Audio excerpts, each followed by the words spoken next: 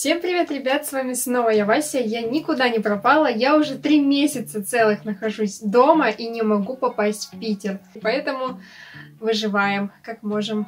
В Питер я попасть в принципе могу, как бы въехать в город, а вот жить там я 2 недели где-то еще не смогу, потому что карантин, и в общежитие никого не пускают.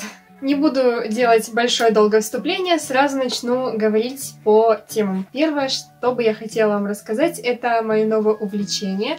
Мне стало нравиться заниматься версткой.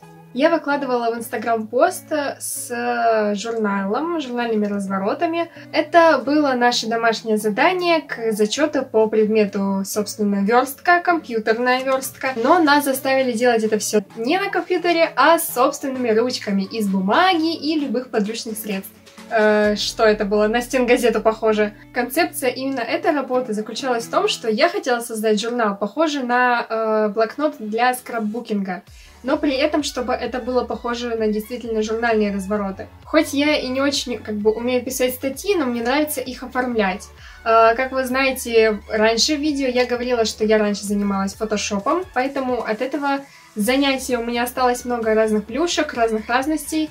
От кистей и текстур до разных текстов. Искала информацию, какие нужны размеры, разметки для журнальных разворотов.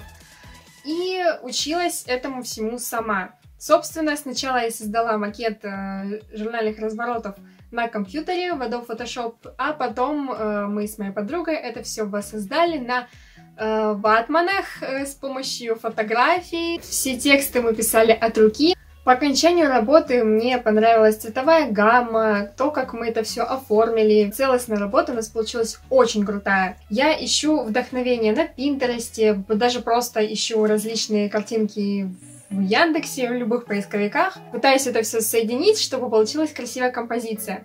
Это была моя первая подобная работа, и она мне очень понравилась. Я хотела бы продолжать учиться верстке, создать что-нибудь в другой цветовой гамме, немного с другим оформлением, ну или вообще концептуально новую работу. Дальше. Собственно, как вы уже знаете, сейчас мы находимся на карантине, на самоизоляции из-за коронавируса, и все сейчас перешли на дистанционное обучение и удаленную работу. Честно говоря, наш вуз не был готов к дистанционному обучению, и из-за этого у меня начались большие проблемы с деканатом. Я много раз спорила с ними, ссорилась даже. Я часто писала в деканат и всем, даже дошла до высшего какого-то там руководства через этот деканат, и мне оттуда даже писали ответы. Я, будучи студенткой, конечно же, прохожу через все эти 7 кругов ада. Почему круги ада? Да потому что, все, наверное, думали, но если не все, то многие, что вот, ввели дистанционное обучение, ничего не будем делать, будем чилить на диванчике. Нет. В связи с такой обстановкой возникло намного больше проблем и заданий, вырос объем работы колоссально, что лениться мы не успеваем. Поэтому начинают появляться проблемы с выполнением этих заданий, но лично у меня возникли проблемы с дедлайнами. Я начала очень сильно путаться, когда нужно какое задание выполнить, для какого задания срок. Причем еще такие проблемы, у нас есть предметы, которые очень сильно похожи друг на друга, именно по названию. То есть, допустим, есть основы теории литературы и история отечественной литературы. Ведут эти два предмета 2 разных преподавателя, но бывает ситуация и наоборот, когда преподаватель один и ведет 2 разных предмета, что тоже путает. А сейчас будет просто крик души. Если у кого-то было так же, напишите об этом в комментарии. Дневник двигательной активности. Боже мой! Если что, я сейчас говорю о физкультуре. Дневник двигательной активности или ДДА – это такой вордовский документ, где ты пишешь всю свою активность за неделю. Сначала по дням, а потом суммарно за всю неделю. Ты считаешь свои калории, сколько ты раз в день поел, что у тебя болит, не болит. В общем, все двигательные штуки ты пишешь туда, потом выкладываешь это все в Moodle. И тут, собственно, возникает вопрос. Как я буду заниматься физическими упражнениями, если все время у меня уходит на выполнение других заданий. То есть я 24/7 сижу за ноутбуком и пишу всякие материалы. А даже если не сутками, то, в принципе, морально у меня не хватает сил заниматься чем-нибудь физкультурой, там, бегать вокруг дома 2 километра, например. С другой стороны, преподаватель физкультуры ведь не знает об этом. Этот дневник напоминает мне иголку в стоге сена. Легко потерять и очень сложно найти. Так как я учусь на 2-м курсе, летом мы должны были проходить практику производственную.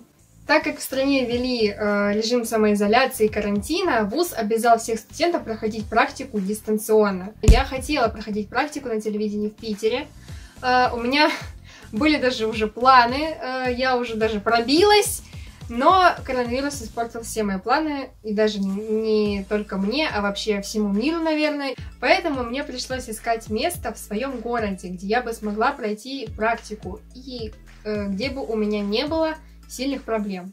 Так как в моем маленьком городе есть послабление насчет всей этой ситуации с коронавирусом, карантином, самоизоляцией, поэтому на телевидении в моем городе меня взяли очно. Именно приходила в редакцию, мне давали задания, и я шла снимать в город. В Питере я хотела проходить практику в молодежной телекомпании «Мир». Я даже пошла туда волонтером. Но даже тогда у меня не получилось особо там освоиться и сделать какие-то работы. У нас была небольшая экскурсия по студии, и нам показали, как это все выглядит, как они работают, где они снимают, где монтируют. Сейчас я работаю в телерадиокомпании Сулин ТВ в своем собственном городе. Пока меня взяли на должность оператора. Уже вышло несколько роликов с моим участием, ссылки на которые я оставлю в описании. Если кому-то интересно, переходите и смотрите. Честно говоря, я просто вовремя туда попала, потому что им нужен был оператор именно в тот момент, когда мне нужна была практика. Ну и последнее, о чем бы я с вами хотела сегодня поговорить, это мое новое хобби. Вернее, оно как бы старое, но в последнее время оно у меня начало проявляться в большей степени. Это танцы.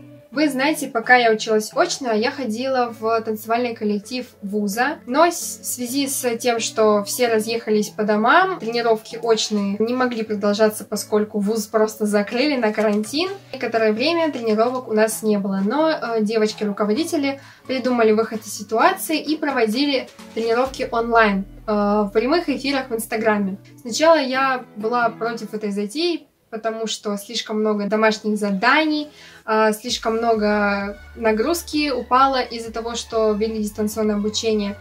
Но когда у меня начались проблемы со спиной из-за каждодневного сидения за компьютером в одной позе, я подумала, что нужно что-то делать. И дошло до того, что я начала сама устраивать прямые эфиры и давать хореографию. Это был небольшой кусочек танца из клипа девчонок Everglow на песню Дан Дан. В продолжении этой всей истории я стала чаще грузить видео, где я танцую, также в Инстаграм. Возможно, это связано с изменением моего окружения. Я начала учить больше кей-поп хореографии. Я начала, в принципе, уделять больше времени танцам. С подружками мы начали больше придумывать свою хореографию и пилить видосы, выкладывать их тоже в Инстаграм. Когда еще не было таких жестких ограничительных мер по выходу на улицу, мы записали на видео танец, которому учили еще на очных занятиях в танцевальном коллективе. И я выложила это видео на свою страничку ВКонтакте. В этот же день я записала свой кавер на танец Blackpink, на песню Kill With Love, и также смонтировала и выложила его уже в Инстаграм. Также мы с подружками дальше решили придумать свою хореографию и записать каждое на вертикальное видео, чтобы вместе смонтировать. Так как мы находимся сейчас в разных городах, мы выбрали песню Юлианы Карауловой «Дикая пума». Это видео тоже есть в моем инстаграме. Потом случился тот самый эфир, где я показывала кей-поп хореографию, после чего я записала видео с этой хореографией отдельно и также выложила в инстаграм. Свои видео с танцами я монтирую сначала на ноутбуке, потом выкладываю их в инстаграм, собственно, тоже через ноутбук в IGTV, либо через телефон. Это все, что у меня лежит сейчас на душе и чем я хотела с вами поделиться. Надеюсь, вам понравилось это видео. Если так, то ставьте пальчики вверх и подписывайтесь на мой канал. Я за вами очень сильно соскучилась. Извините, что так долго не было видео. Всем пока!